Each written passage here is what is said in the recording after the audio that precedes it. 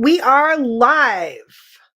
Sorry about the late delay, guys. Technical difficulties. But we're here. That storm was brutal.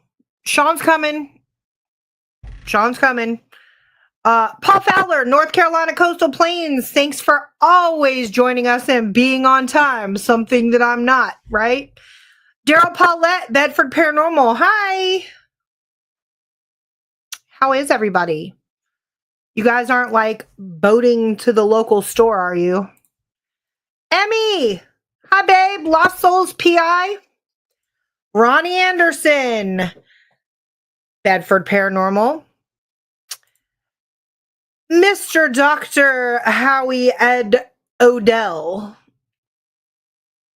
That was my bow from a seated position. James Brady, Spirit-Led Paranormal Research. Hey to you, and I know the lovely Miss Kim is not far behind.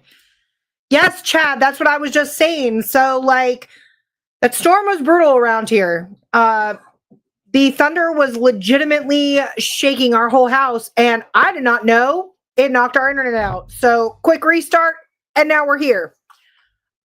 Michelle Wilfong, Haunted Apartments. How are you?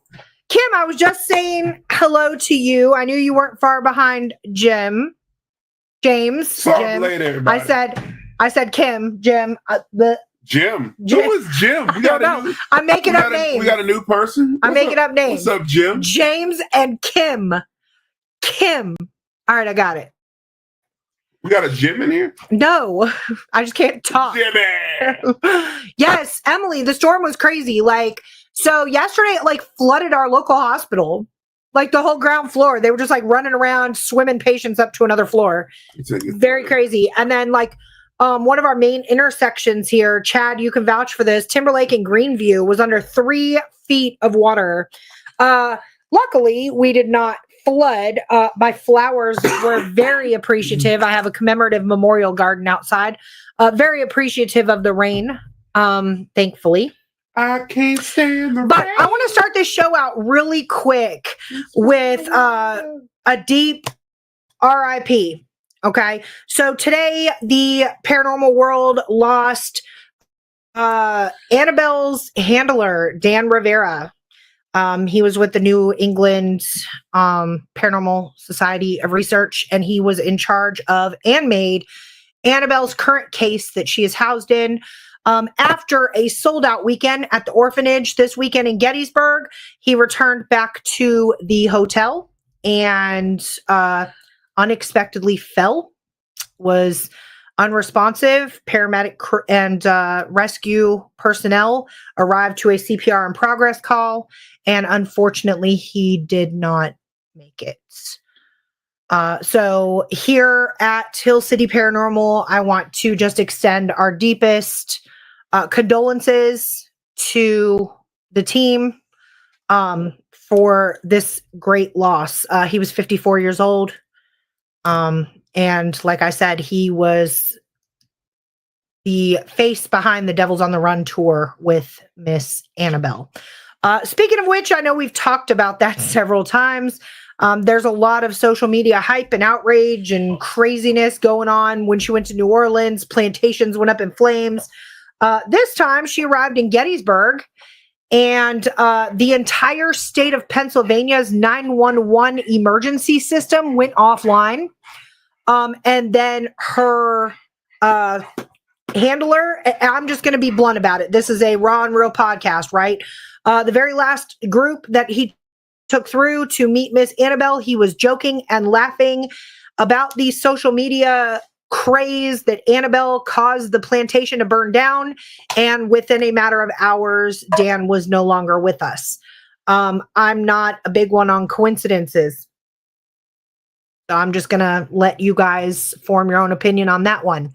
I know that one get real mad you said that's that. Okay. One of Lorraine's last interviews that she did while she was alive, she said, whatever you do, do not move this doll. She didn't even want to look at the doll. I always say that. I watched that interview. Yeah. Some things you got to leave it the hell alone. Leave it alone. Anyway, we're not going to talk. But with that being said, though, I am still going to extend my condolences because this is an absolute tragedy. Yeah. Not good, guys. Not good.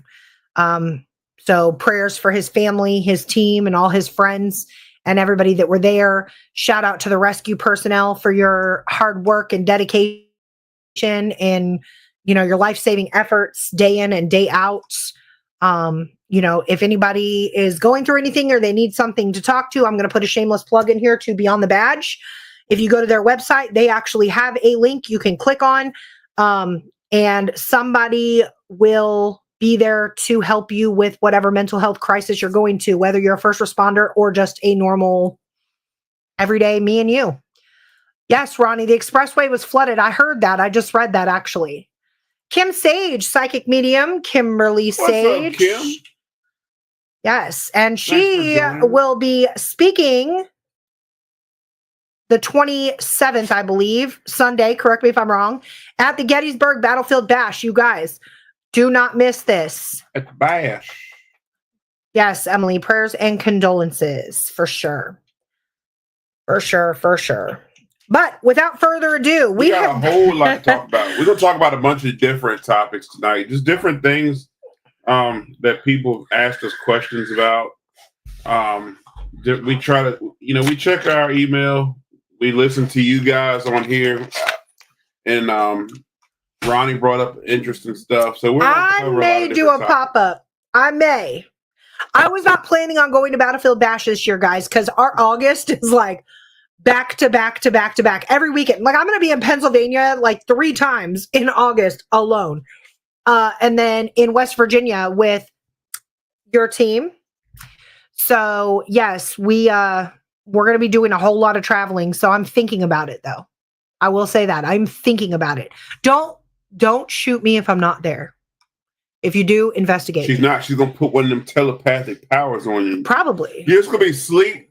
It feel like somebody's just going to slap the shit out of you. It's going to be Kim. You're going to be sleeping, just pow.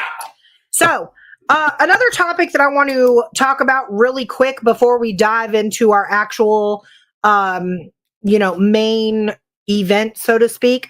Sean and I just spent the last week in the most haunted town in America, Savannah, Georgia. Okay, beautiful. You never been there? Georgia. Highly recommend. I know, Kim. That's why I said I'm trying. Leah, hi, hon. The big pink hands. Leah. It always makes me so happy when I see the big pink hands. That's your thing, Leah. Yeah. You need to get a shirt with just the hand on it. But why does my hand look so big on camera? Good God. My hand really Yes, you have a massive hand. Funny story, guys, really quick. I know I've got ADHD, right? So when Naya, his daughter, was younger, she drew her dad with these massive hands. Like kid drawings, right? They were like massive. They were like this big on the piece of paper. So, it does not look. That's why it's always forever been. Look, that's a camera making my hand look. My hand is not really that big. No. Look at this. Look at this, guys. Look at this. Look at not that big. All right. Anyway. What is this? Mrs. Warren, I will say she said the doll was not to be moved in transportation. Yeah, Howie. I don't. He said it looks like a catcher's mitt. Ron and McCall tell you about the catcher's mitt. No. All right. But yeah, I was talking about Howie. I know you want to get going, but Howie, you and I have talked about this before. Yeah. I'm not going to talk. I don't want to hear about the things that are happening, though. Like, I don't want to hear that. I don't want to hear that somebody's lost their life. I don't want to hear that. But we've talked about this, Howie. Maybe that's something we'll talk about on our show. Maybe. But we do keep it raw and real in here. So if y'all are sensitive and you get offended by what we're going to say, this might not be the show for you. Sorry. And I don't care about followers or anything like that. The people, I've said this time and time again. The show is for educational purposes. The people who watch this show are here because we keep it real. We tell it like it is. I think I have to get like one of those AI voices to like do like a disclaimer prior to our show. You know what I'm saying? Yeah. Like, how he's gonna hook it up? I care about you guys, so I don't want to say that I don't care if y'all are watching or not. But this show is not for the faint of heart. Like, we keep it real. That doll needs to not be moved. Like, stop taking it around everywhere. How do you know she wants to go on vacation? How do you know? When I got an opportunity to see the doll, did I not take a peek at it? Yes. I looked her directly in her eyes, and I am still here. Who wouldn't? But do I think that the doll needs to go on a world tour or a tour around America? No. I think that too many bad things are happening wherever that dog goes. Some things just don't need to be messed with. So, and thank you for that, Michelle. Yes, thank you. I appreciate that. I really wholeheartedly do. So, Lois, hi, beautiful. I will say, I hate to hear that somebody lost their life, but how many more people got to lose their life? How many people? At what point do we say put the damn doll where it belongs and leave it alone? How many more bad things are going to happen? Do we say it's a coincidence? Or do we just keep letting bad shit happen until somebody says put the damn thing up and leave it alone? Chad said put that doll in a concrete. She gonna come back. Then all the fish are gonna just fall over. Oh my God, the ocean's gonna part seas. Leave the doll alone. The hair is here. We got the hair here. Kim said hi, John Cushman. I don't see him yet in the comments, but the hair is present. Well, the hair hasn't commented yet, so we're gonna say hello, Mr. Cushman. And I know Mrs. Cushman is not far behind. Shout out Octagon Mansion, Ghost Town Operations. They will also be hosting an event, Dinner with the Ghost, at the Gettysburg Academy. I don't have the date off the top of my head, but we did share a flyer from them. Into September, guys. Scroll on our page, you'll see their flyer. It's a pretty cool event. Yes, Howie. Great food, nice dinner. Get to investigate as well. I believe they're doing a 2-day event this year, and they're hosting it with Lost Souls. So check it out. Definitely get your tickets. They're going fast as well. Yeah, Lois, of course, they're going to say that. We're not sure. Ronnie Anderson will be at the bash. All right. Awesome. I told you Mrs. Cushman wasn't far behind. September 26th and 27th is Dinner with a Ghost, guys. Thanks, Emily. It'll be hosted by G-Tops, Ghost Town Operations, and Lost Souls PI. Check them out, guys. Excellent food, great atmosphere, and of course, who doesn't want to eat dinner in a haunted location? I do. The place is beautiful too. Yes, but I want to talk a little bit briefly before we get into our main topic. So we spent a week in America's most haunted town, Savannah, the town that is literally buried on top of their dead. They're buried on top of the dead? Yeah. So I said what I said. Built on top of their dead. The dead people are buried underneath the town. I said I'm going to stand on business. Stand on it. They're buried on top of the dead. 10 toes down. Yep. All right. With that being said, of course, we try. You know what, Ronnie? Get out of here, Ronnie. Thanks, Pack Ronnie. you up, son. Thanks, Ronnie. All right. Yes, Emily. But anyway, we take our family vacation. Why the heck we go down south in 100 degrees? I don't know. We're crazy, right? Because this one has a summer birthday and this one has a summer birthday. So we combine and go the week of his birthday. Yes, Howie, you want to hear this? Okay. So we try not to make our family vacation all about paranormal. We try to step away. But hold on. Whenever we go to a haunted town, we as paranormal investigators cannot help it. We combined our entire vacation with all of our hobbies and interests. Paranormal investigating, metal detecting, the whole nine. Sean did some metal detecting on the beach. I'm telling you the good before I get to the drama, right? So, of course... You're talking about the drama? I'm talking about it, okay? So, of course, we have to jump on... the famous Ghosts and Gravestones little trolley tour that takes you into the haunted locations. A lot of you guys that are friends with me on Facebook saw that I got 40 some odd people to sing Sean happy birthday on this tour. Excellent people, great history. And every time I go on one, I hear a different story. So that's why I keep jumping on them. But, and of course, Sean knows what's going to happen in the warehouse and he still jumps. Every time. I'm a veteran. Every time. But to see all the new people get scared is great to me because I know what's going to happen, but I'm not going to ruin it for those around me. And I did not jump. Yes, Ronnie, we're getting to that. So then, of course, we had to make our way to the world famous Bonaventure Cemetery, where you have buried their little Gracie Watson. Great cemetery. Okay. Little Gracie Watson, talk of the town, life of the party. Her parents owned an inn and a restaurant. She got pneumonia, died at the young age of 7 years old. A lot of people pick up EVPs of a little child's voice and sense the presence. But because Bonaventure is such a hot tourist spot, people do not care if it is 100 degrees and you are sweating like a pig. They are going out there and they're going to look at little Gracie Watson's burial plot. Okay. Which is beautiful. For the musicians in the room, Ronnie Anderson will like this. I found out that the co-founder of Cadillac Records was Capitol. Cadillac. You know why? I just watched. Yeah, whoever. Cadillac Records. Great movie, y'all. Check it out. I was just watching a clip. I was just watching the clip when Howlin' Wolf took that guy's girl. Hey, baby doll. Yeah, so that's where that came from. But anyway, Johnny Mercer. Okay. Johnny Mercer is buried there. So Sean being a musician, I took him over there because it is frustrating. You're trying to like kind of get some like on the low EVPs and paranormal investigate. And then like here comes a whole group of people on this little golf cart that drives recklessly through the cemetery. You if you don't get out of the way, they're running you over.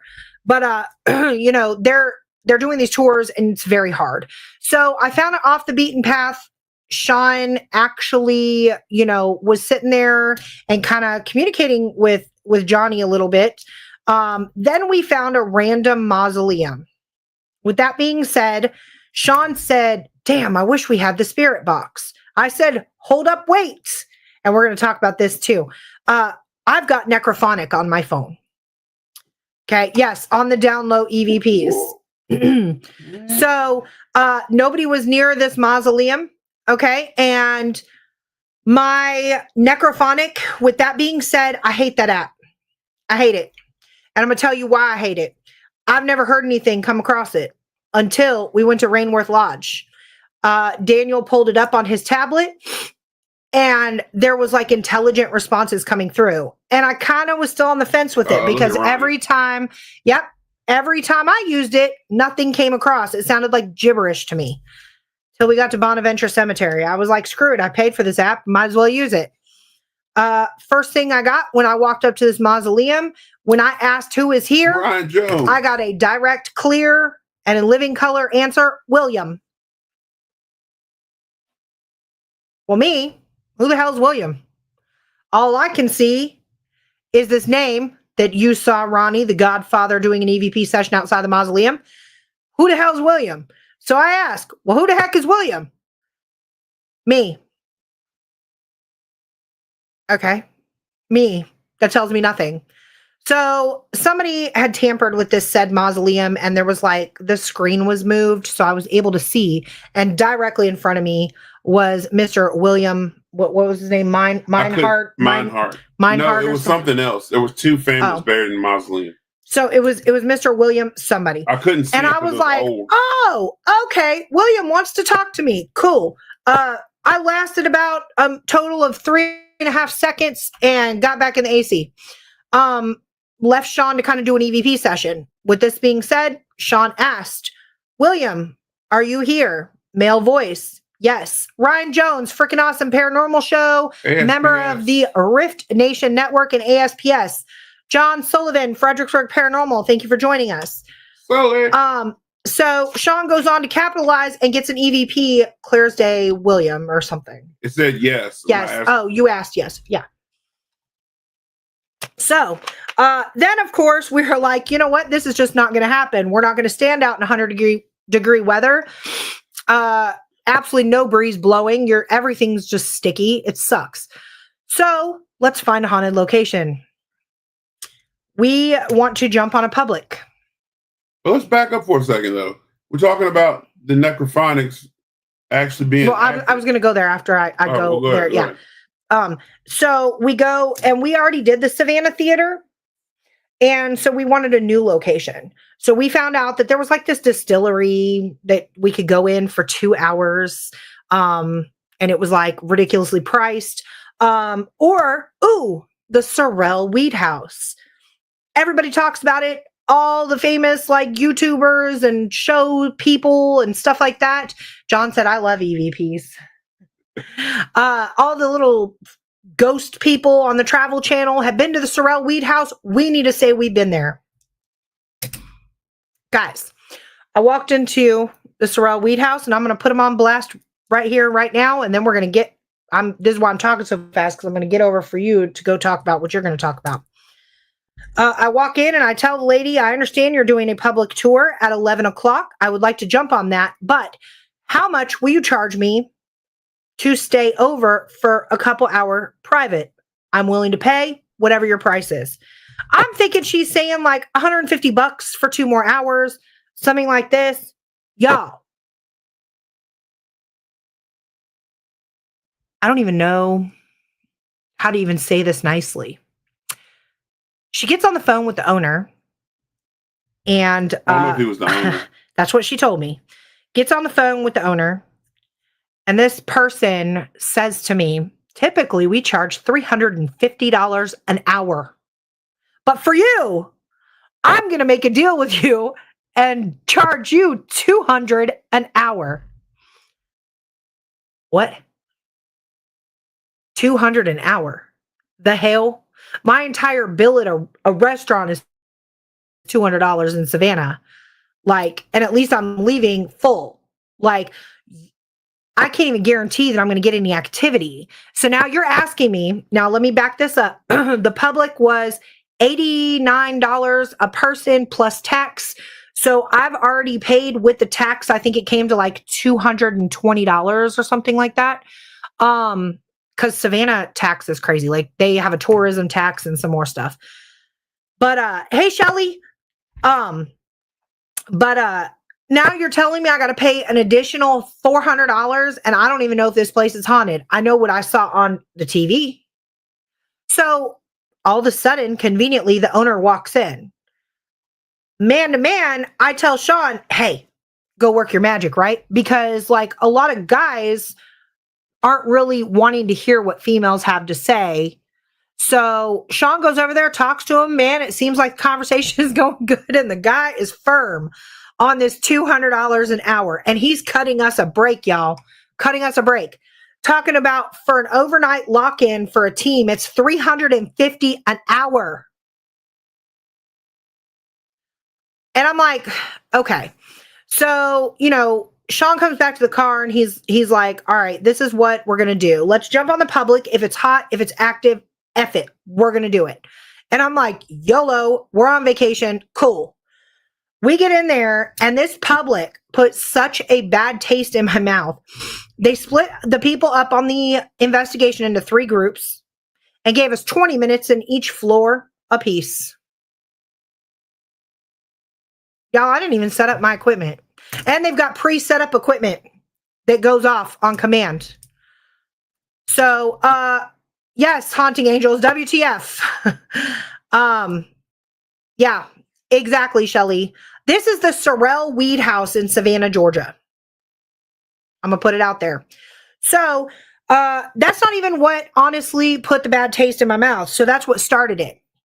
Well, when you're in a bad mood, you have a hard time grounding yourself and actually like putting forth an effort because you're stressed out. They give you these walkie-talkies and make you take them. So now all of a sudden your REM pod or anything else is automatically jeopardized because if somebody else hits a button, your REM pod's going off. So we rolled with very minimal equipment, your recorder, spirit box, and cat balls. Swear. Because that's all we had time to set up anyway. Magically, all the things that she was telling us would happen on the tour happened while we were there. I thought that was pretty interesting. But John Sullivan, you'll appreciate this.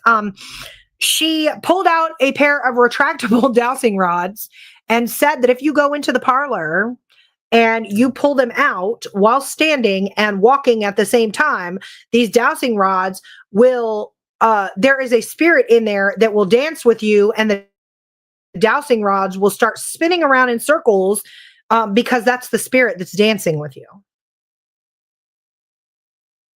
Y'all should see me. Like, I've been told recently that my face has subtitles. I was just looking at the ground because, okay, maybe, look, I'm not discrediting it. Maybe the spirits are dancing. I'm just going to put that out there, okay? Maybe Annabelle needs to visit yes, maybe. But yeah, that's not a good one. But if you want to jump on a public, I will say the Savannah Theater was a good one. Hey, Brandon. So then, yeah. And magically the little screw-in light that was on the ceiling was going to dim if this one said spirit was in the quarters. And it didn't like you. It didn't like you. Of course, it dimmed while we were in there. Guess it didn't like us. Oh, well. She had like a Frankenstein REM pod doll that she put together that went off. All of her stuff went off, but none of our stuff did. Now, with that being said, she did not interact with us, not one single solitary time, the guide. She was drawn directly to the group of college men that were in there and did not leave their side the entire time. She was a young gal. So that kind of put a bad taste in my mouth. We did in the basement have some cat ball activity. Right when we tried to figure out what was down there with us, bam, the radio came on and it was time to go. So with that being said, we did in the basement utilize some phone apps. I did walk around with Spirit Talker, and I was getting some things that on Spirit Talker that were relative to the house, but I was so pissed off that I just kind of like shut the app down. So Sean asked me a question, and this is where I'm going with this, guys. Are we as investigators quick to discredit phone apps? And of course, being pissed off, I was like, yeah, F them apps. Okay? I was mad. I was just mad. But then it really made me think. And I know you wanted to talk about that, so. I was, for years, we're very quick to discredit the phone apps. We're very quick to say apps are all bullshit. Apps, yes. We're very quick. Yes. We're very quick, especially Ron Anderson. See, I didn't hear that story. Did you hear that story? The lady jumped off the balcony at the Sorrel Weed House and killed herself? No, I didn't hear that. I'm not going to bash the Weed House. I'm not the Weed House. I'm not going to do it because I'm not bashing it. I had a bad experience. It wasn't a pleasant experience. Was I going to pay? First, I'll start there with the Weed House. He keeps calling it the Weed House. The Sorrel Weed House, fine. I just like calling it the Weed House. No, it's funny. It's a dope name. I feel like Snoop Dogg's going to be there chilling. Hey, fam. But, I'm not going to bash it. I just think it was a bad experience. I feel like, for the person that's leading the tour to say that they're looking for the real evidence and the hardcore evidence, to stand there with dowsing rods, first of all, stand up using them, and they're working every time on command, and the pendulum is working on command. They're talking about how authentic, they're talking about how authentic it is, and not realizing that you're using your finger and your thumb. Well, your thumb has a pulse, and and your blood's pumping through your body, and you're telling me how accurate that is. Well, because the ghosts know her, remember? That's right. The ghost knows her. And personally. To tell me that electricity in the house can be, it's not going to affect just one light in the house. And that'll never happen. And that's that your evidence is based on, just different stuff that Hi, Crystal. I wasn't happy with it. That's what caused me to not spend the $200 an hour. You basically talked me out of a sale. And then to show all your attention to one group of people and to pretty much not say nothing to us, I was like, okay, cool. But going back to, I wanted to talk about phone apps because a lot of people are quick to turn them away, especially in the paranormal world. And me personally, I was one, but this weekend it was, and if the Ronnie was with me and seen what I saw with him. With his own two eyes. It was just too much. At that one particular place, it was too much evidence with that app that made me rethink that particular app. And I'm saying it's publicly out in the open. Well, now will I go and use an investigation and base hardcore evidence off of phone apps? No, absolutely not. I won't. However, if I have an app that says William, that could have been random. Anybody's name could have been William. I never said the name William. I didn't even know the names in the mausoleum when I was standing there. However, the name William was behind me. And then when I use a recorder and I ask, is your name William? And the response was yes on the recorder after that. And then the other EVPs I got was pertaining to war. And I just so happened to look down, which again, I did not notice this before. Now you guys have to either trust me or not trust me when I'm telling you this information that I'm giving you. So what I will say, I looked down and there was a CSA memorial, which if you don't know what that is, it's the Iron Cross on the graves. That's the Confederate Army Cross. That was down. I didn't know that was there. So the guy, William, had the CSA cross on his grave as well, in the tomb. So he was a war veteran as well. And the stuff was coming across necrophonics about war as well, getting shot, and there was responses coming to that. So the one thing we all agree on in the paranormal world, I shouldn't say all, but most of us agree on, is that a spirit can manipulate anything. And so if a spirit can manipulate a recorder, it can manipulate our equipment that we use, then why can't it manipulate a cell phone?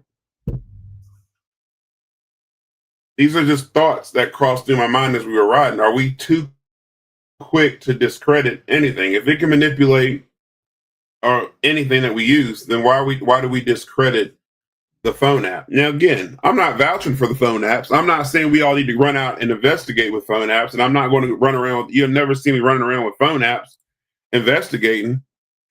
But do we completely rule it out when we get something intelligent with a phone app?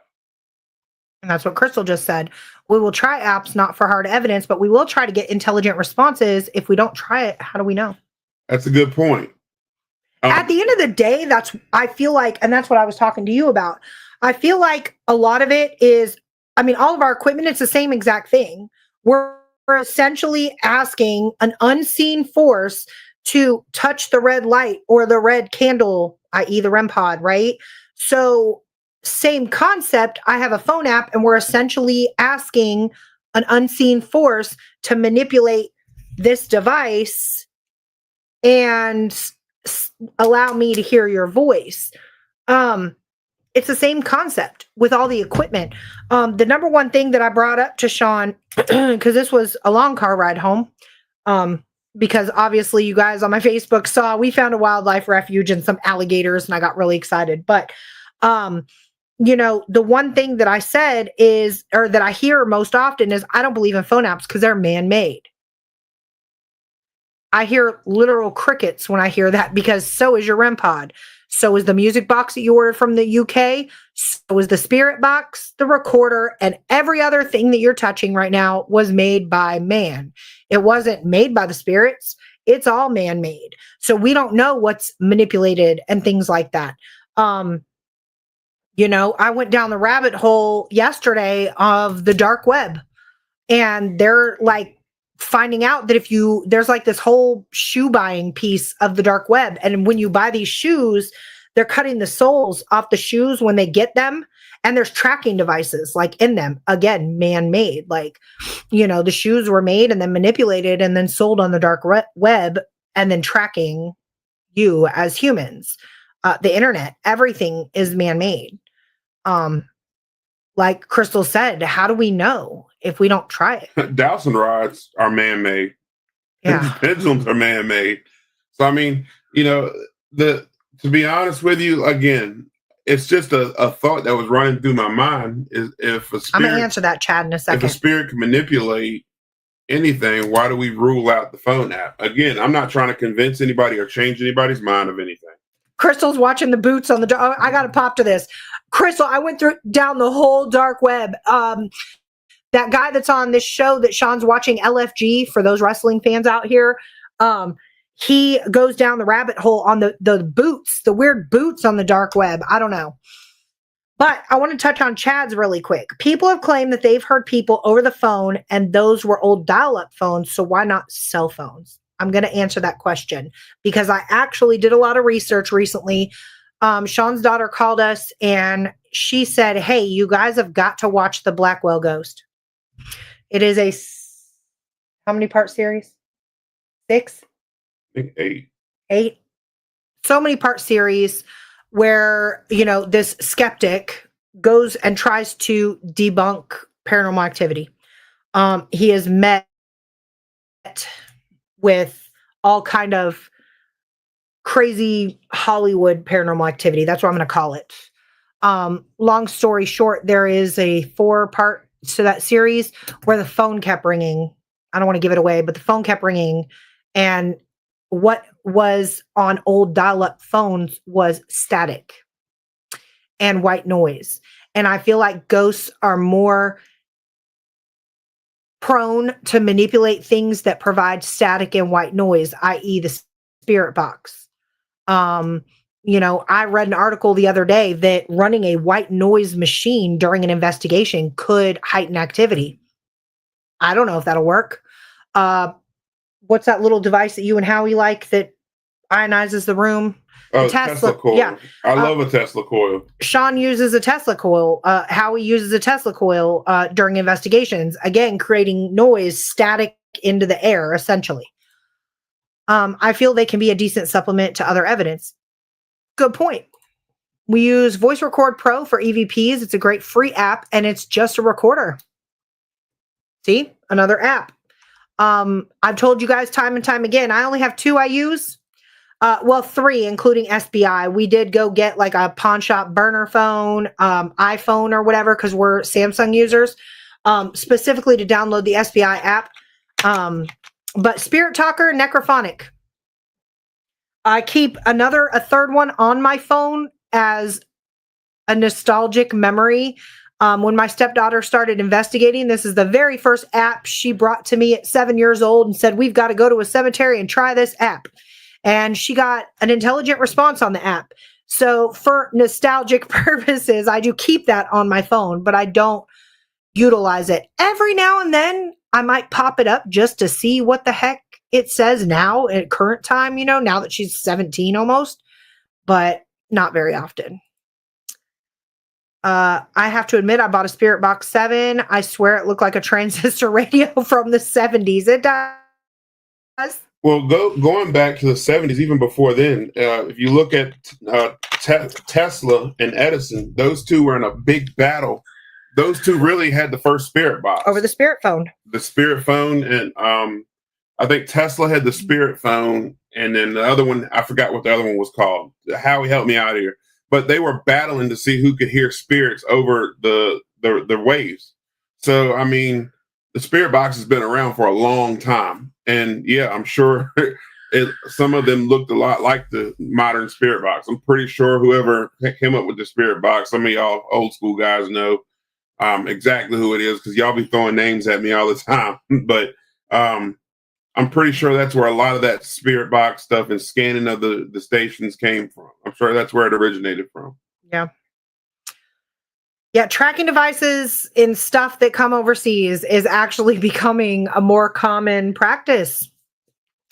Okay, Crystal said that they use white noise boxes and run them. I'm going to have to try that. I really am. I've got a few. I might take one on my next investigation and see.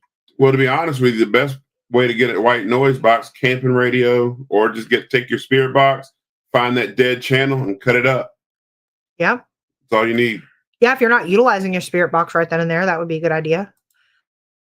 Not a fan of the ghost gear out there, including apps, but if you get relatable responses, you can't discard it. That's a great point, Ronnie. That was the whole point, Ronnie. I'm glad you put that up there. That's the whole point of this conversation. And that's the point of our podcast, is to have conversation. I can't discard anything that gives you reliable evidence. Again, if it just said William, and y'all know, and those of you who investigated with me know how I roll. If it's just one thing that happens, I don't count it. If it just said William, I wouldn't have rolled with that. But it said William. It was giving me information about war. My recorder was responding to credible questions. I was asking about the name and war. And then the cross confirmed it. His tomb confirmed it. That's 3 or 4 things that was happening at that time. Plus, the best form of equipment ever is myself. The feeling I was getting when I was right there, I got the static feeling when I was there. I was feeling hot. It was just too much going on that led me to believe that it was accurate. ITC started 50 plus years ago with old radios and TVs. Yes, and it's grown. But my fear is that a lot of that stuff is being taken over by AI. A lot of modern day like ITC apps and things like that. I don't know. Well, SPI is like all AI. I know. But SPI, I will say, is a great app. You ask a question and it can give you direct answers. And we've tried to trick SPI, we tried to trick it and couldn't. You know, we really did. We've talked about that on previous podcasts. Like, if there is a phone app that I think it really works and is accurate, would be SPI. Yeah. And that was created by a fellow investigator, Sean Austin. Whether you like him or not, I know there's some people who say he's great and they love him. Some people do not like him. I've only met the guy once. So I will say that we use his app. It was given too many accurate answers with the EVPs. So I tried many times to trick the app and ask it questions and saying things out loud that were completely wrong. And the app gave me the correct answer. Now, unless there's some kind of trick to it and there's a camera in there or something, which I don't think so. I didn't build it, so I don't know. But I don't think there was enough things in the app for me to be able to trick it to where it could correct it. Yeah. But next, moving on. But without further ado, since we were speaking of Bonaventure Cemetery, recently you can trick Siri though, Ronnie. Yeah, you can. Siri will cuss you out too. But since we were at Bonaventure Cemetery, and after a recent conversation that Sean had with fellow investigator Ronnie Anderson, we have come up with our main topic for the night, which is what happens to people if they die and we run out of burial space at a cemetery? So this whole topic was based on a question, something that Ronnie brought up last week. And when Ronnie did that, we decided to go down a little rabbit hole. I'll tell you in a sec, James. And found out some interesting stuff. There's actually a lot of questions about it. And there's a whole guy who you can actually do your research yourself. But there's a guy who actually does burials for a living. He was digging a grave, and the director of the grave walked up to him and said, "Hey, we need to lift this vault up because they needed some kind of maintenance or something done." So when they were lifting the vault out of the ground, he noticed. Well, they were lifting the casket out of the ground first. Out of the vault, right? Out of the vault. They noticed, the guy noticed that the casket was unbelievably light. There was like no way the casket should be that light. So he asked the director, he said, "Hey, this casket feels really light. What's up with that?" And the director said, "Don't ask questions that you aren't prepared for the answers of." So the guy was like, "Wait, what kind of thing is that?" So then this guy goes down this whole rabbit hole and found out that there's something going on. He doesn't know what it is. So then he goes into it a little further. And a guy commented on that video and said he's a casket maker and that caskets are now being made out of plastic and not metal anymore. That they interchange the parts. So he's going even further down the rabbit hole, made more videos, and his job threatened him and said, "Hey, funeral homes are getting, losing business because of this. People aren't wanting to bury people anymore. There's a big problem. You need to take these videos down or you could lose your job." So then he made another video and said that they actually threatened him and said, "Hey, if you don't remove the videos, you're getting fired." And I didn't look any further into that. I don't know what happened to the guy. He actually, last video I saw, he was leaving his town, sleeping in hotel rooms because funeral homes actually started threatening him. And they were going to kill him and this, that, and the third. But a podcaster actually was saying that, and actually you brought this up a while back, fast food chains like McDonald's, and I'm not suggesting this, so don't come after me for it, but it made me start thinking. But fast food restaurants, McDonald's, Wendy's, Burger King, they sell billions of cheeseburgers in daily, like every day. There's not that many cows in the world. All right. And chickens. I know there's laboratory created chickens. That's a fact. Look, Kentucky Fried Chicken. They're not even allowed to be called Kentucky Fried Chicken anymore. If you don't believe that information, look it up. Because the chickens were proven to not even be real chickens anymore. So, what exactly are they getting this meat from? So they were also talking about, so where are the bodies going? That's a whole nother rabbit hole you can start looking up. What's the meat made out of that we're eating? But Courtney, what do you feel about this whole subject matter? So I started looking into it, but to touch really quick, yes, Ronnie, number of burgers compared to cows, there are 75 burgers sold every second from McDonald's, okay? If I was to look up, and we're going to do this for shits and giggles, how many cows are in the world? Okay, you've got, and hear me out on this, guys. McDonald's sells 6.5 million burgers every day. How many? 6.5 million. That averages to 75 burgers a second. There are approximately, and this is going to scare you guys. All right. This is going to scare you guys. Lois. All right. There are approximately 1.5 billion cows in the world. So there's about one cow for every 5 people on Earth. It's not a secret that we work in the mental health field, guys. Okay. So we've got a guy that's all he eats. McDonald's cheeseburgers.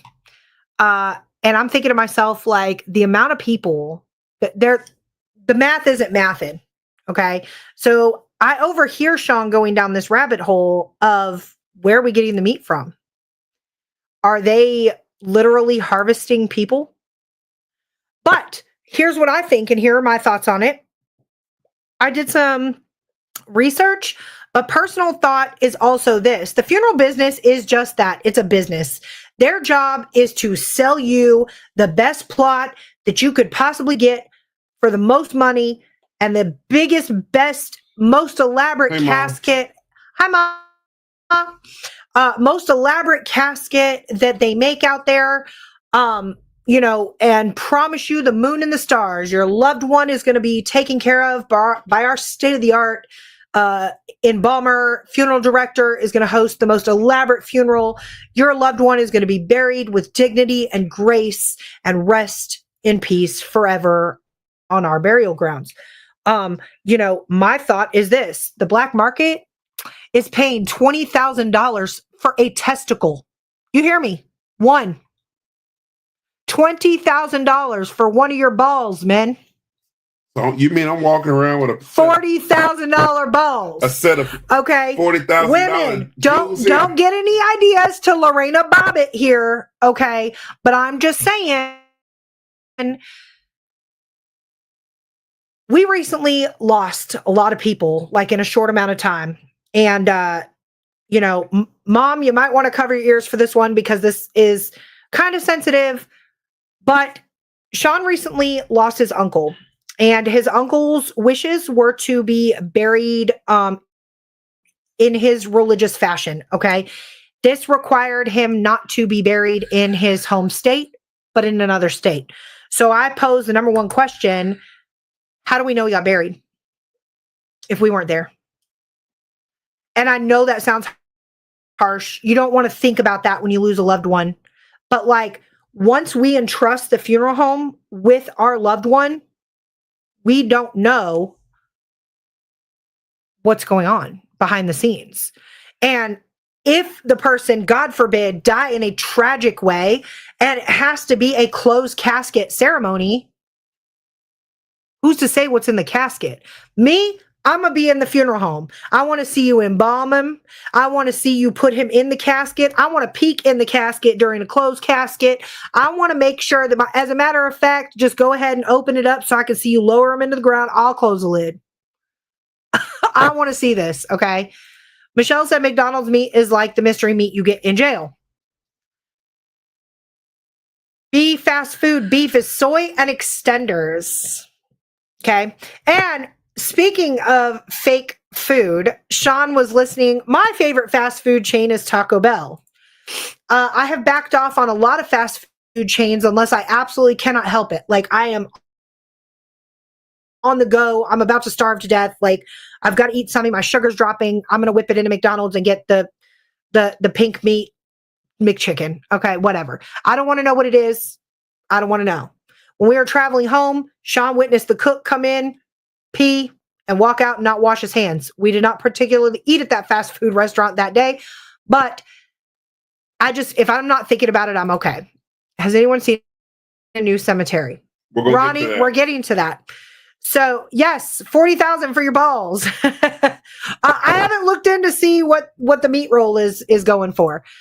Yes, Lois. I mean, snip, snip. Sean may wake up with a bandage on. I don't know. It depends on how hard I am. You go near my balls, I'm gonna kill you. Yes, Chad. I would like to hear about that. But so I started doing some research, right? And I was like, fake meat. Do I think they're putting people in burgers? No. I think they're using a lot of byproducts and like other things, kind of like Debbie set up here, like soy extenders. If you really get down to the nitty gritty on chickens and how they're raised in like meat factories and stuff like that, it's actually really sad. A chick is born and within, I think it's 14 to 21 days, it's fully grown, ready to be butchered chicken. They're injecting it. And I didn't believe that until somebody said, go to Walmart. I'm going to challenge you guys to do this. Go to Walmart, get a bag of the frozen, boneless, skinless chicken breasts. All right. Defrost them. And then look at the actual chicken breast. I'm going to go even deeper. You're going to see like little holes where the needles from the steroids were injected into the chicken. But then go even further. Defrost those chicken breasts in warm water. All right. This chicken looks like something like you can pull it apart and it's stringy and it's really weird. So I'm not going to go down the rabbit hole of that. But long story short, we got a buddy, conspiracy theorist, swears up and down that our meat is being 3D printed. Might be. I don't know. He went on further to say that watermelons that come out of the ground are not that juicy, deep red. They're injecting them with stuff. Chris and I want to be cremated, so I guess whoever goes first will have to do the cremation ourselves. Bonfire. How do we know he even died is the question. Athena's body wash never identified. I think she meant to say, or mistyped, his body was never identified. It was declared him because his wallet was in the glove box and it was his truck. This is true. Mima and I had a long talk about that. Didn't one of your family members go and identify the body? Nobody did. That's not what Mima told. That's an argument for another day. Nobody identified. Okay. So yeah. That's weird. All right. What do you think hot dogs are made of? Now, Debbie, I already know what hot dogs are made of. I try to eat just the 100% all beef ones, the kosher, like we're on this kick with Hebrew Nationals. I want like a rabbi to bless my meat stick. Okay. Yeah, I said it. I'm not eating pig balls and brains and chitlins and whatever. Pig brains are good with eggs. No. All right. They inject with steroids and antibiotics into the chicks. In 6 weeks, they're fully grown. I talked to a truck driver that delivered the food to the plants. All right. But going back, I'm going to tell you guys some actual facts about burials and new cemeteries, as Ronnie was saying. So with the increasing global population and urbanization that is out there today, we are obviously having a shortage of traditional burial spaces. When cemeteries run out of room, a variety of things happen, impacting funeral practices, costs, and a lot of them impact cultural and religious traditions. As the demand for burial plots exceeds supply, prices for land increase significantly, which makes traditional burial just simply unaffordable for a lot of families. So then what do? I don't have enough money. So I'm going to lean towards other options. Okay. Other options include, and I'll give you a fun fact with each one, for the sake of time, but cremation. All right, we all kind of know what that is. That's the most common alternative right now. It requires significantly less space. A lot of the time, the loved one takes, mom, dad, uncle, brother, sister, aunt, husband home with them. They don't have to take up any space there. Okay. They can be scattered, whatever the loved one chooses to do. Grave recycling and reuse. In some countries, Germany, Greece, and Spain, graves are only leased. And after that set amount of time, whatever's on their contract, okay, remains can be exhumed and re-entered into a smaller place or into what they call communal graves out there, allowing the plot to be reused. This can also involve, and I was going to talk about this a little bit, but the most common thing is the lift and deepen method. That procedure is where existing remains are removed from the ground. The hole is dug even deeper. The original body is then placed down deep, more soil compacted, and then the new body is placed on top. So essentially having two bodies double stacked in one plot. The headstone at that point is then, most of the time, you'll find two headstones right next to each other. One will be at the foot, one will be at the head. They'll kind of, crisscross them and bury them this way. So now you got Joe's headstone is over here by his head, and Steve's headstone is over here by his head. Okay. So that is like a really common thing.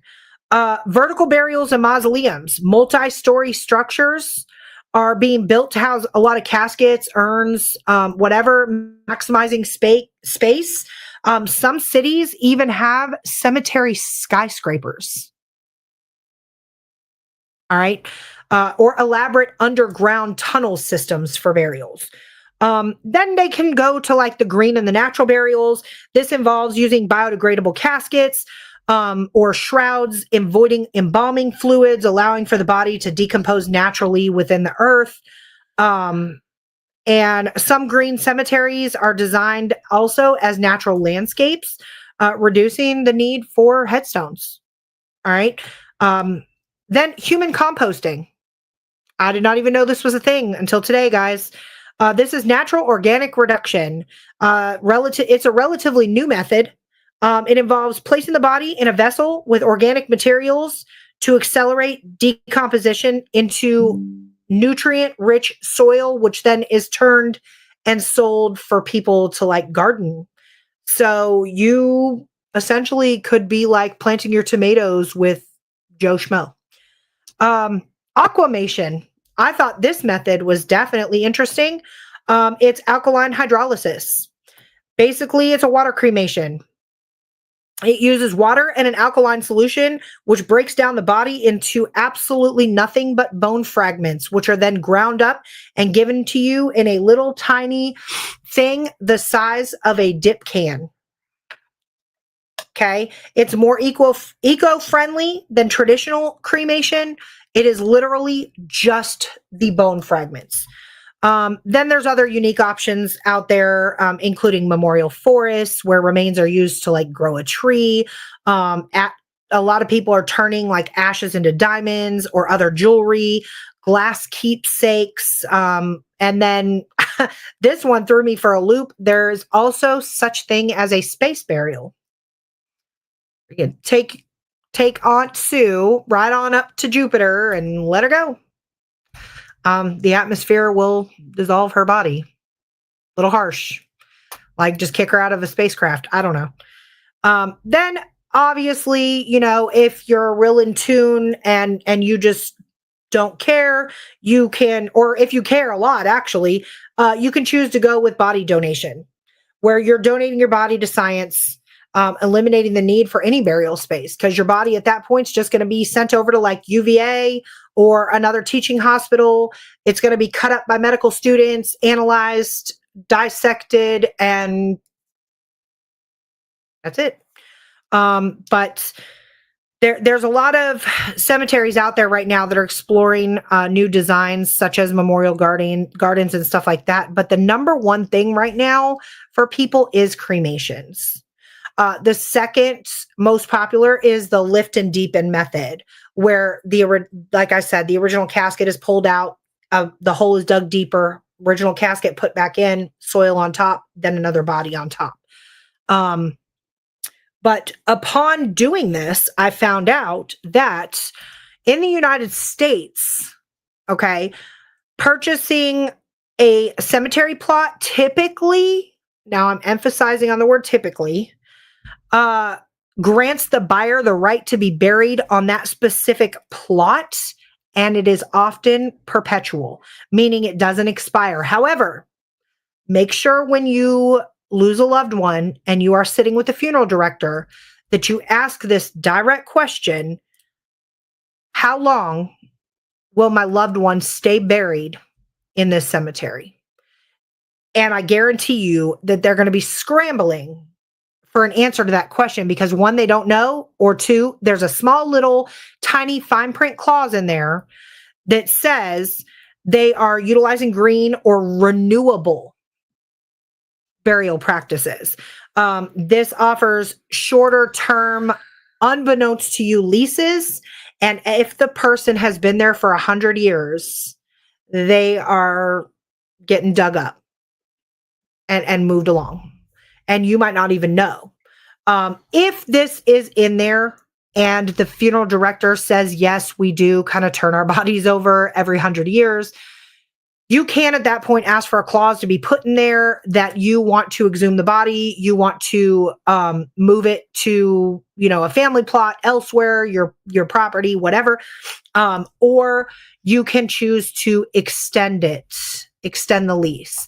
Now, being that that's every 100 years, obviously you're not going to be alive to see that. So you have to entrust that the next generation and the generations to come will continue to renew that lease every 100 years. A lot of cemeteries that are focused on renewable burials will offer shorter term leases on plots. It might be like 25 or 50 years. And at the end of the lease, the space at that point will be reused for another burial if you don't respond. So that is one thing. State laws and regulations vary. Check your local and state laws. Also, the contractual agreement, the other thing that I want to put in there is right underneath that very fine print, your loved one is guaranteed at that cemetery if you have a perpetual burial, as long as, and this is the fine print clause, the land is not sold or closed down. Okay. So please be mindful if you're burying your loved one that it is at a renowned cemetery that's not going to close down and be used for a Walmart. Because if it is, and we have watched a lot of videos where Walmart was just thrown right on top of dead bodies because they notified the families that the cemetery had closed down. I think Dalen Spratt with the Graveyard Shift and Ghost Brothers went to a Walmart. I forgot where it was. I don't remember. Basically, they notified all the families, hey, like we're getting ready to put up this Walmart here. Come and get your loved ones out of the ground. Some family members came and got their loved ones. The other ones didn't get notified. So up went Walmart. Now, with that being said, the town folk went to bat for the dead bodies that were still there. And Walmart decided that they would only put their parking lot like right up to the actual burial plot. So luckily the bodies were able to still stay there.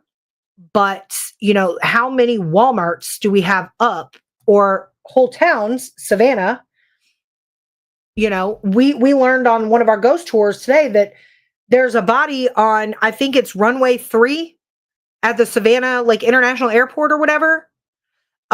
They said, come and get your loved one. We're building an airport. They said, F you, we're not moving Granny Mary. And Granny Mary has her headstone right in the middle of takeoff lane 3. The only thing was they can't come and leave flowers for Grandma Mary because the planes might run the flowers over. But Grandma Mary has a plane driving over her a lot. So, with that being said, public cemetery plots generally cost a lot less than private ones. Prices will vary. So, how do you explain that? I guess if you're doing the lift and deepen method, that's pretty, I don't know. What are your thoughts on those little fun facts. I mean, there's no new cemeteries. So still since the 1800s, when a lot of these cemeteries were started, where'd everybody go since then? Now, Debbie brings up a good point there. You can bury a family member on your own property if you own it. Then your property officially gets rezoned. I have looked into this. It does officially get rezoned as a cemetery, and you don't have to pay, and you're exempt from annual taxes on that. That is true. Debbie is not lying on that. Out here in the counties, that's how that happens. City, no. You can do a sea burial. Yep. They might be alive when you do the sea burial. Walk the plank. Is that what they said, the pirates? If they would just bury people vertically, there would be a lot more space in the cemetery. And a lot outside of the US, that happens a lot. But I read that in California, London in the UK right now currently has a hold on purchasing new burial plots. They have officially ran out of space. So if you die in London, you're just screwed. I don't know what's going to happen. You better cremate your loved one. But I think it was Culver City, California, or something. Some city in California, right now, they are estimating that if they do not purchase new land, they will be completely out of space by 2041. At the rate, like the death rate that people are dying. But I did kind of dig a little bit deeper and find out that each major cemetery has a board. And the board does go to the city when they start to run out of space and attempt to purchase the land around the cemetery. But what they're running into is all of these new developments that are happening. Houses, townhouses, apartment complexes, businesses, things are popping up everywhere, and there's just simply nowhere to go. All I see is new apartment complexes. That's all I ever see. Yeah. And advanced auto parts. I mean, Ronnie, what if you put your dog in your backyard? If your dog's buried on your property, can you be tax exempt? That's true. Yeah, Ronnie. Yeah, okay, Ronnie. I'm just going to donate my corpse to a body farm. I mean, you could like feed your pigs with it. Like if you have like big hogs. Like I heard hogs can eat a human body in like 10 minutes flat. Bones and all. They eat them quick. I don't know. I was like reading that stuff. They eat them pretty quick. Ew. But yeah, just make sure when you're burying a loved one, guys, that you read the fine print, because we definitely don't want to. Some contracts like 50 years. Yeah. Just make sure that you are signing a perpetual burial contract. When they take the body out, what are they doing with it? They give you the option to exhume it or whatever they want. At that point, you become cemetery property if you're not claimed, I guess. But what do they do with your body, though? I don't know. That's what the ultimate question is. 1A, if you've been buried, guys, I would not worry about an exhumed body being a part of your McDonald's Happy Meal because you've disintegrated after 50 or 100 years. I think they said it's like 100 years. If you weren't embalmed properly or something like that, you should be like a liquid mush. But there are some funeral parlors or whatever that their embalming practices are like chef's kiss. Bodies have been exhumed after 50, 75 years and still look the same as when they died, just a little scullier.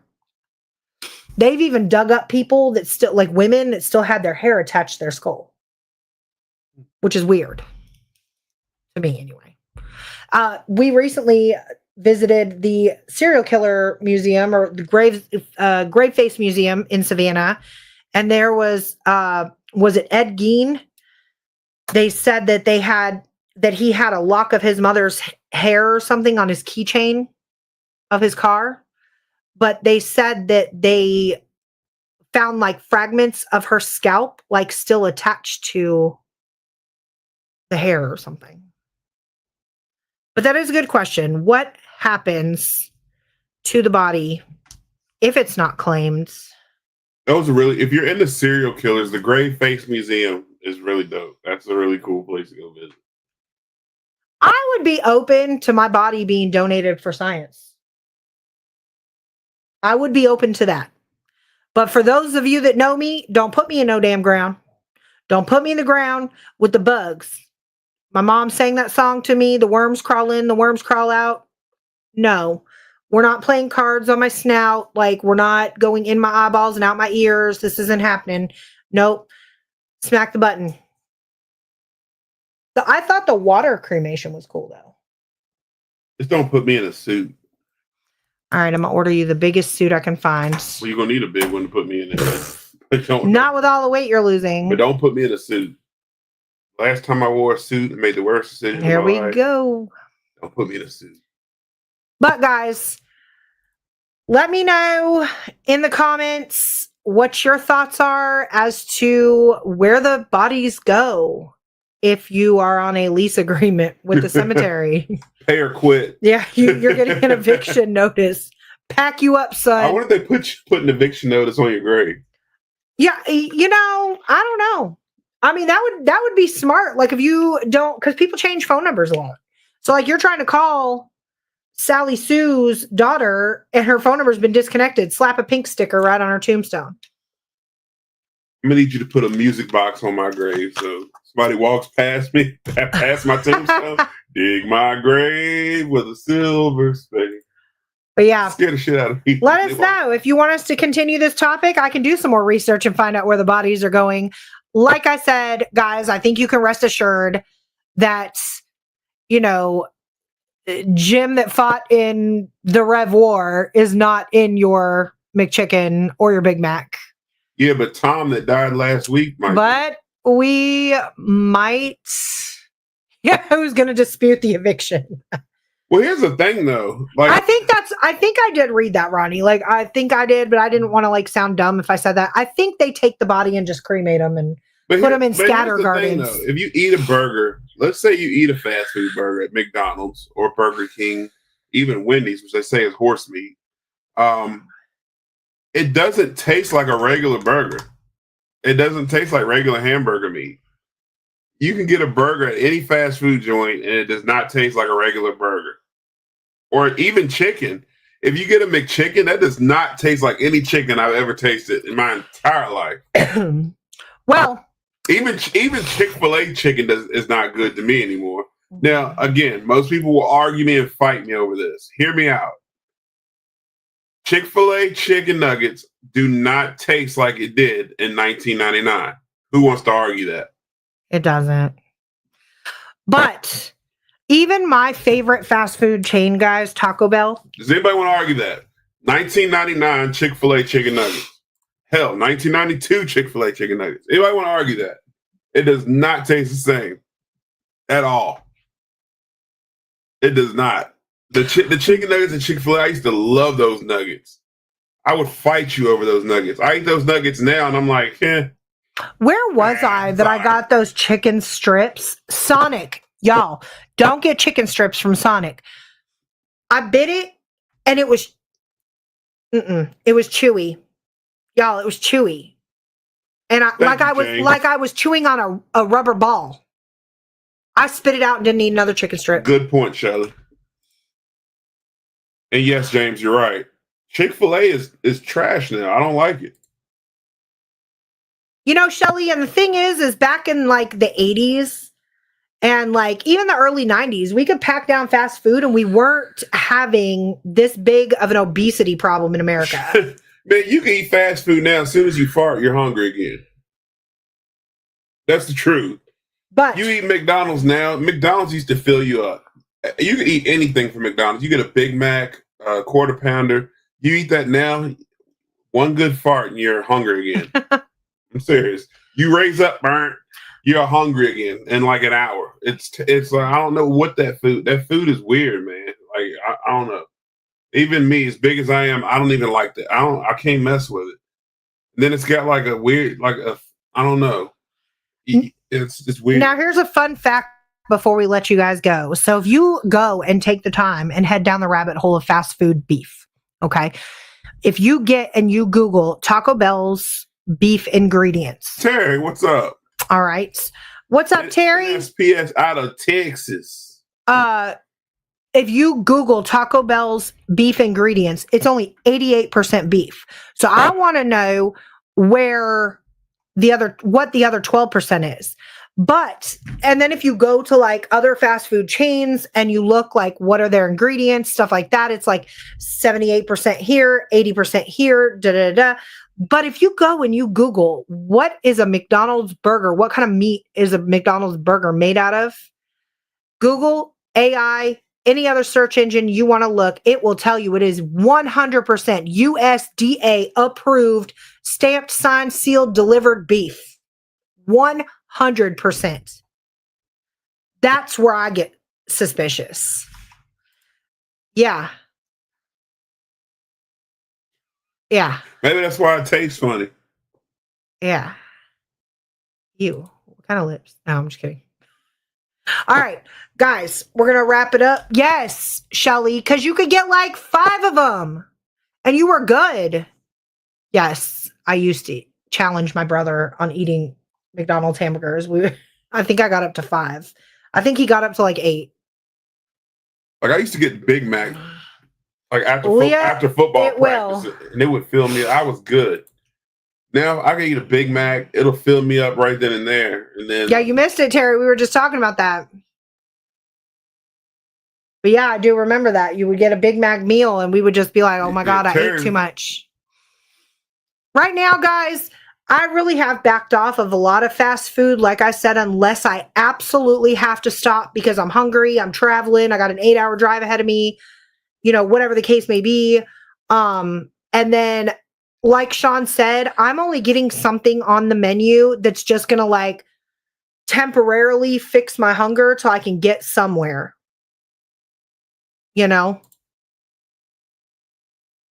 Ronnie, good God. 32 tacos? I hope it won't Taco Bell. I can't. No, he went to El Cabritos. El Cabritos, you can pack down. I think I've done the 6. Hey, let me tell you what, Ronnie. El Cabritos, man.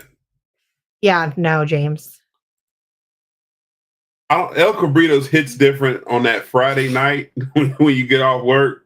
Yeah, El Cabritos is the bomb. They're always dead, and you can go right in there and order. It's just that nasty, and you put that sauce on there, you can pack them down. Yeah, El Cabritos, yeah.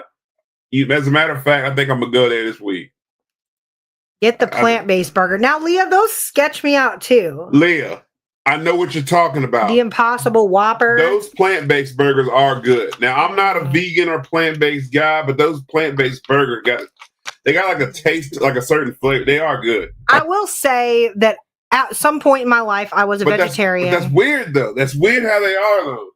I don't know about that. Look, I guess you can't really worry about it because unless you go outside, raise the cow yourself for the chicken, and slaughter it, butcher it, and cook it. That's why I like deer hunting. The only time of the year I can say I'm eating clean is when I shoot the deer. I don't clean the deer no more because let's just be honest. I'm lazy now. I don't feel like we'll take it to the butcher. I'll say it. I don't want to gut it. No, well, it's not even that I don't want to gut it. Ew. But here's the reason why we get our deer butchered now. Because that butcher is going to get way more meat off the deer than I am.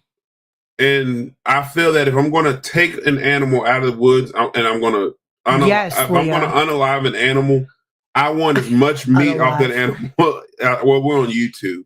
So if I'm going to take this deer if I'm going to take this deer's life, I'm going to get as much meat out of it as I can. So, I'm going to take it to a butcher because he's going to get way more stuff off it than I am. After I get the back straps off and the shoulders and the quarters, I'm tired. And my hand's not steady like it used to be. No. Courtney actually butchers. I taught Courtney. This is a true story. I know we're getting this is a paranormal show, but we talk about a little bit of everything here, right? And we got people in here hanging with us. I taught Courtney how to butcher deer. Courtney's from the West Coast. She don't know nothing about this Southern country boy life. I pulled the deer out the woods. I said, Courtney, here's how you got the deer, right? Next thing I hear something go, poof, it smelled like a giant fart. No, that was worse. Y'all, I nicked the stomach. Courtney hit the stomach of the deer. So I'm sitting here, just standing here. She's running all around the shed, talking. I said, Courtney, just pull your scarf, spray some perfume in your scarf. I did. I nicked the gut. So I'm teaching her how to butcher the deer. This person mess around and can butcher a deer better than I can. That's the real reason why we go to a butcher, because she's not going to show me up. I may or may not possess the intricate quality.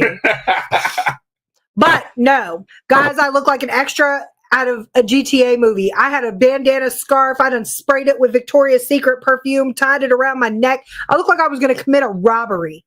But her hitting that damn deer stomach every time.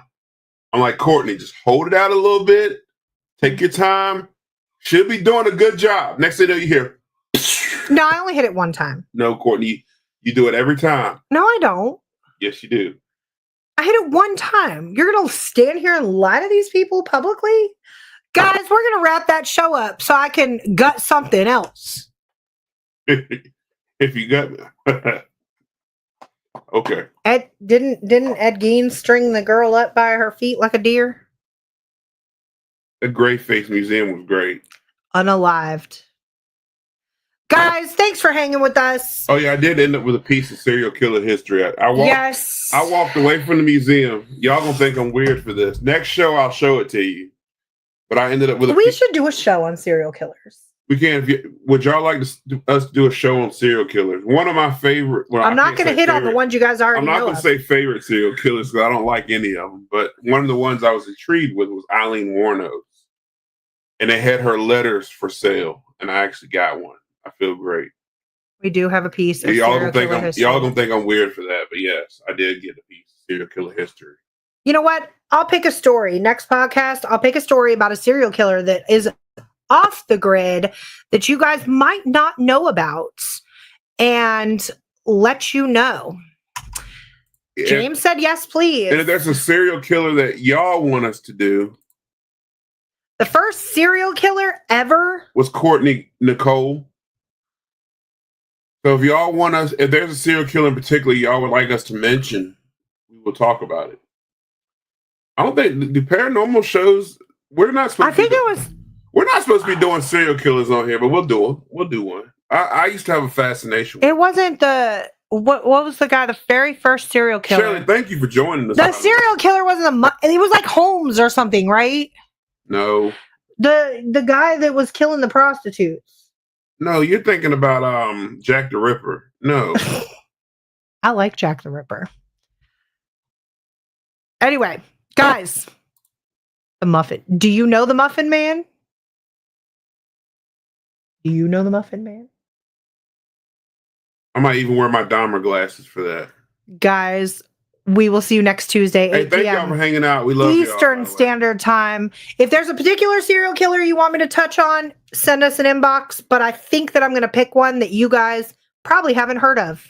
Oh, H.H. Holmes. Yeah, see? Holmes. H.H. Holmes was the first serial killer. I said Holmes. No, he wasn't. Not the first. All right, guys. Until next Tuesday, 8 p.m. Eastern Standard Time, I'm going to hop off here and go prove Sean wrong, as usual. But in the meantime, I am Courtney. I'm Sean. We're Hill City Paranormal, and we will see you on the other side. On the other side.